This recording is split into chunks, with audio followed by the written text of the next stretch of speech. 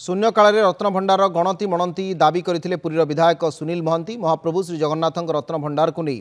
समस्त जगन्नाथ प्रेमी नजर रही किंतु सरकार रत्नभंडार खोलिले रत्न को अस्थायी भंडार को स्थानांतर कले किंतु गणति मणति कले नाही काहींकी बोली प्रश्न करथिले सुनील। एबे रत्नभंडार मरामती पर सरकार अस्थायी रत्नभंडार रत्न को भीतर रत्नभंडार को गतकाली नहीं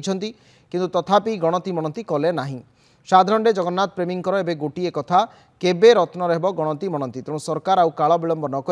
केबे गणति मणति करेंगे स्पष्ट करने को से दाबी करिसेंती। 4.5 कोटी ओडिया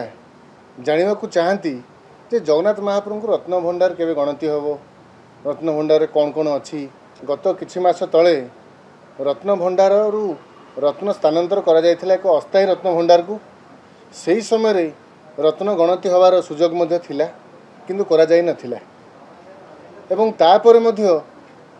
अनेक दिन गला रत्न भंडार मरामती है से समय अनेक समय मिलला बहुत बड़ गैप थिला रत्न भंडार पुणी स्थानांतर करागला पुणी रखागला से समय मध्य रत्न को गणा जाय नाही जे काहेकि कथा विलंब करा जाउची। ओडिशार 4.5 कोटी ओडिया जगन्नाथ महाप्रभुंकर रत्न भंडार विषय जानिबाकू चाहुछंती तेणु आ यथाशीघ्र गणति पणति करा जाऊ एवं रिपोर्ट को